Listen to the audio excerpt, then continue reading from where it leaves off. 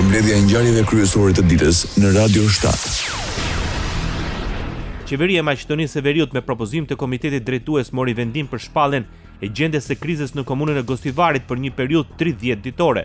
Duke qenë se vetë qeverisja lokale nuk është në gjendje të përballet me situatën e krijuar në komunën e Gostivarit siç thuhet në komunikat, qeveria mori këtë vendim me qëllim të koordinimit më të shpejtë të institucioneve, rikthimin në funksion të sistemit të furnizimit me ujë dhe sigurimit të ujë të pishëm për qytetarët në afatin sa më të shkurtër. Njëkohësisht qeveria pret që Prokuroria Publike të zhvillojë një hetim të detajuar dhe të zbardhë rastin plotësisht, duke theksuar se duhet të ketë përgjegjësi për secilin që ka rrezikuar shëndetin dhe jetën e qytetarëve të Gostivarit. Të paktën 10 të lënduar gjatë studiisë së paralajmëruar në Maqedoninë e Veriut, pasojat më të mëdha u regjistruan në zonën e sektorit në Shkup. Krahas janë të dëmtuara 117 automjete pasagjerësh, 35 çati, 189 pemë të rrëzuara, 7 semaforë të dëmtuar dhe 5 zjarre. Dëme u regjistruan dhe në objektet e Prokurisë Publike për ndjekjen e krimit të organizuar dhe korrupsionit, në kompleksin Vili Vodno, në bazën policore të aeroportit Petrovec, në ndërtesën Novi Makedonia si dhe në objektet e Ministrisë së Financave, Ministrisë së Bujqësisë dhe Prokurorisë Publike. Në Kumanov u raportuan 9 automjete dëmtuara dhe 3 çati, ndërsa 5 raste u regjistruan në Tetov, 3 automjete të dëmtuara dhe 2 struktura çatie të dëmtuara. Në Veles u regjistruan 2 automjete të dëmtuara për shkak të pemëve të rrëzuara, ndërsa në Shtip u raportuan 14 makina të dëmtuara dhe 6 çati.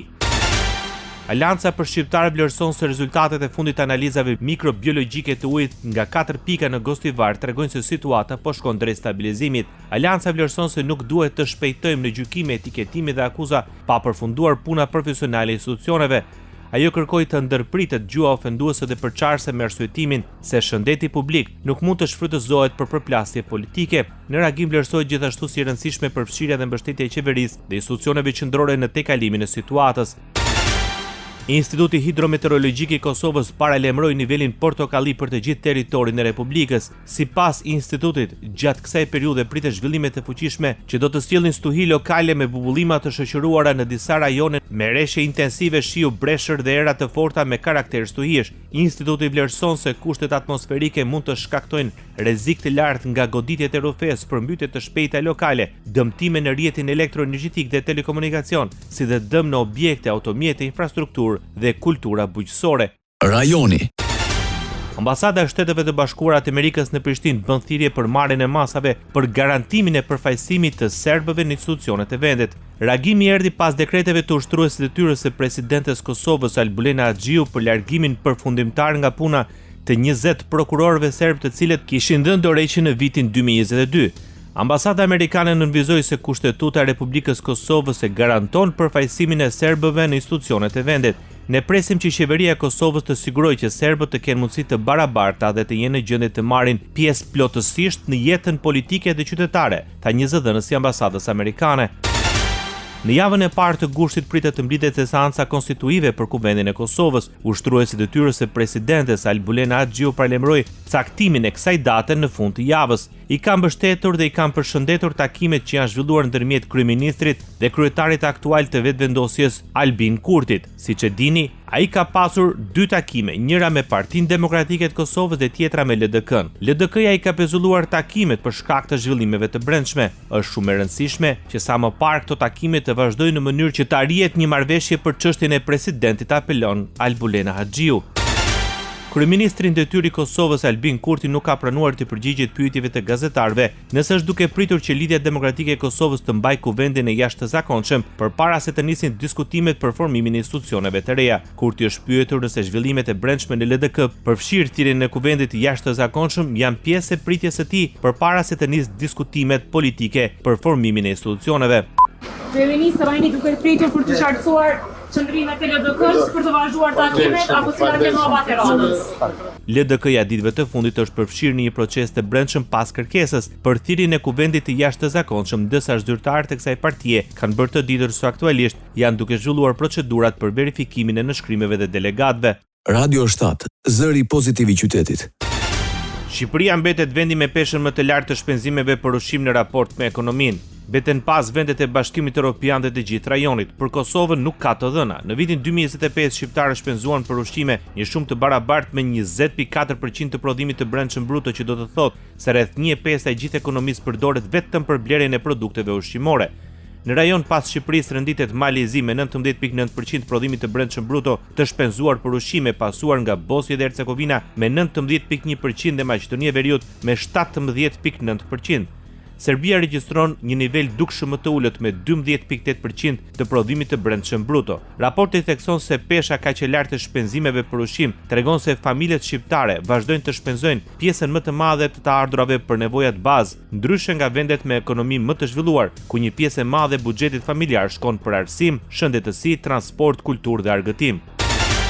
2 ditë në javë qytetarët në Shqipëri do të kenë mundësi të kenë një takim me drejtorin e përgjithshëm të Agjencisë së Trajtimit të Pronave për çështjet e kompensimit dhe njohjes së pronësisë. Në këtë mënyrë, sipas ministrit të Drejtësisë së Shqipërisë Toni Gogu, qytetarëve do t'u përmirësohet shërbimi në trajtimin e problemeve të pronësisë. Të gjithë juve që keni probleme me Agjencinë e Trajtimit të Pronave, pra me kthimin e pronave dhe kompensimin e pronave, çdo të mërkur, drejtori i përgjithshëm me të gjithë stafin përkatës, me drejtorin përkatës, ju pret për çështje të kompensimit çdo të mërkur. Sot, ndërsa ne flasim, po ndodh kjo gjë dhe çdo të enjte për njohjet e pronësisë. Krahas asaj, ministri Gogu parlemëroi kthimin e burgut të Shënkollit në Lezhë, një institucion të shëndetit mendor. Ministri i Drejtësisë në një konferencë përshtyp parlemëroi se ndryshimi i destinacionit të objektit për trajtimin e të dënuarve me probleme mendore do të marrë disa vite. Gjithashtu një nga sfidat me cilet ne do ndeshemi dhe do t'ju raportojmë në vimësi do të jetë gjendja e të dënuarve të cilët vuajnë kanë edhe një vendim gjykate për sa i përket shëndetit mendor. Pra janë të paaft mendërisht dhe për këtë arsye megjithëse janë të dënuar ata duhet të trajtohen si të pamundur fizikisht. Dhe e kam fjalën për Shënkollin, që sot është institucion i ekzekutimit vendimit penal, pra sot është burg, por ne po punojmë, kemi një plan që po e zbatojmë dhe do të jetë institucion i shëndetit mendor. Ishte ministri Toni Gogu. Ministri i Mbrojtjes së Shqipërisë Ermal Nufi vlerësoi se bashkëpunimi mes shoqërisë Skajo dhe kompanisë italiane Fincantieri, një prej kompanive më të mëdha në botë për ndërtimin e anijeve, përbën një hap të rëndësishëm në zhvillimin e industrisë së mbrojtjes dhe kapaciteteve detare në Shqipëri. Ministri Nufi deklaroi se marrëveshja me Fincantierin do të gjenerojë rreth 500 vende pune në kantierin e Pashalimani, duke krijuar mundësi të reja punësimi dhe zhvillimi për zonën. Gjithashtu ministri Nufi u ndalë tek hapja e shkollës ndërkombëtare të fluturimit në Shqipëri, e cila sipas tij përbën një tjetër investim strategjik për të ardhmen dhe një hap të rëndësishëm në transformimin dhe modernizimin e forcës ajrore. Në kantierin e Pashalimanit, ndërsa bashkëpunimi i fundit të nënshkruar me shoqërisë Skajo, shoqërisë Fincantieri dhe shkollës mesme pavarësia në Vlorë garanton trajnimin e të rive dhe të rejave në qytetin e Vlorës, në mënyrë që ata të jenë burimi njerëzor i parë për punën që të ndodhi në kantierin e Pashalimanit. Po në këtë ofrim, hapja e shkollës ndërkombëtare të fluturimit është një tjetër investim strategjik për të ardhmen. Ajo përfaqëson një hap dhe një vlerë të transformimit dhe modernizimit të forcës ajrore, duke krijuar mundësinë që ne të kemi trajnimin e pilotëve këtu në Republikën e Shqipërisë, dhe do të jenë të pajisur për të kryer operacione komplekse në ajër. Opozita parlamentare në Shqipëri akuzon kryeministrin Edi Rama se po përdor familjen për të nxjerrë jashtë vendit paratë të lidhura me krimin. Deputetja demokrate Albana Vokshi njoftoi se do të rikthejë kërkesën për ngritjen një komisioni hetimor parlamentar për udhëtimet e kryeministrit me charter. Jam këtu për të kërkuar në emër të Partisë Demokratike 1. Sqarim publik nga kryeministri Edi Rama për deklaratat e bëra nga eurodeputeti Çek. 2. Nisjen e hetimit të SPAK në bashkëpunim me partnerët ndërkombëtar, bashkëpunim të plotë të institucioneve shqiptare me autoritetet europiane dhe dua të njoftoj rikthimin e kërkesës për komision hetimor parlamentar mbi udhëtimet me charter të kryeministrit Rama. Në një deklaratë për mediat, Vokshi u referua qëndrimeve të eurodeputetit të Parlamentit Evropian Tomas Deshovski. Eurodeputeti ngriti shqetësime për korrupsionin dhe funksionimin e institucioneve në Shqipëri pas një misioni fakt mbledhës të Komisionit për Kontrollin e Buxhetit të Parlamentit Evropian. Korrupsion i përhapur dhe i rrënjosur në të gjithë sektorët. Lidhje e qeverisë me krimin e organizuar. Prokurime me vonesa kronike në infrastrukturë. Presion politik mbi organet mbikëqyrëse, ndjekje e dobët gjyqësore, marginalizim i shoqërisë civile, keq përdorim i fondeve të Bashkimit Evropian. Partia Demokratike në Shqipëri kërkon anullimin e menjëhershëm të kontratës koncesionare 35 vjeçare për aksin Milot Balldren, duke ngritur akuza për përfshirjen e një kompanie pjesë e konsorciumit fitues në një hetim të SPAK-ut. Nënkryetari PD-s Belind Kolliçi në një deklaratë për mediat ngriti pikpyetje mbi procedurën e dhënies së koncesionit me vlerë fillestare rreth 365 milion euro, duke pretenduar se fitimi garantuar nga kontrata mund të arrijë në rreth 1 miliard euro. Nënkryetari PD-s ngriti akuza se kjo kompani ka lidhje me persona në hetim për trafik ndërkombëtar droge dhe pastrim parash, duke kërkuar që autoritetet të verifikojnë përfshirjen e saj në projektin e infrastrukturës. Një elektricist ndron jetë në krye të detyrës gjatë stuhisë së ditës së martë në Shqipëri, ndërsa 3 persona të tjerë rezultojnë të lënduar. Ngjarja ndodhi në zonën e Imarës. 54 vjeçari Bashkim Boçi nga Elbasani ishte pjesë e grupit të punës të ngritur për sezonin e verës. Për ngjarjen reagoi dhe Ministri i Energjisë Enea Karakaçi.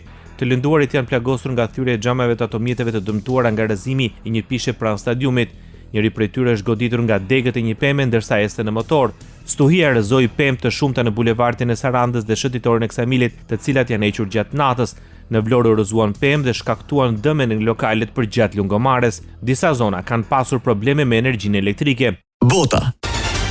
Presidenti amerikan Donald Trump miratoi një marrëveshje me Arabinë Saudite për një program bërthamor civil, i cili mund t'i hapë rrugë pasurimit të uraniumit në mbretëri, raporton Wall Street Journal duke cituar burime nga administrata amerikane. Marrëveshja ka një afat 30 vjeçar dhe vlerësohet në 10 miliardë dollar. Kompanitë amerikane do të kenë një rol qendror në zhvillimin e infrastrukturës bërthamore të Arabisë Saudite, pa praninë e konkurrentëve të tjerë të huaj. Ndër elementet e marrëveshjes parashikohet dhe mundësia e ndërtimit të një impjanti për pasurimin e uraniumit, nëse kjo do të konsiderohet e nevojshme. Shërbimi kombëtar meteorologjik i Greqisë paralajmëron temperatura deri në 43 gradë Celsius që pritet të përfshijnë pjesën lindore të vendit. Sipas parashikimeve, temperaturat më të larta do të regjistrohen në rajonin e Thesalisë, në Greqinë qendrore lindore, ndërsa në rajonin e Atikës dhe në Peloponezin lindor, termometri do të shënojë 41 deri në 42 gradë Celsius. Sekretariati i përgjithshëm për mbrojtjen civile u ka bërë thirrje qytetarëve të tregojnë kujdes të shtuar, të shmangen ekspozimin e panevojshëm në diell gjatë orëve më të nxehta të ditës, si dhe të ndjekin udhëzimet e autoriteteve për t'u mbrojtur nga temperaturat ekstreme. Ndoqët edicionin informativ të lajmeve në Radio 7, zëri pozitiv i qytetit.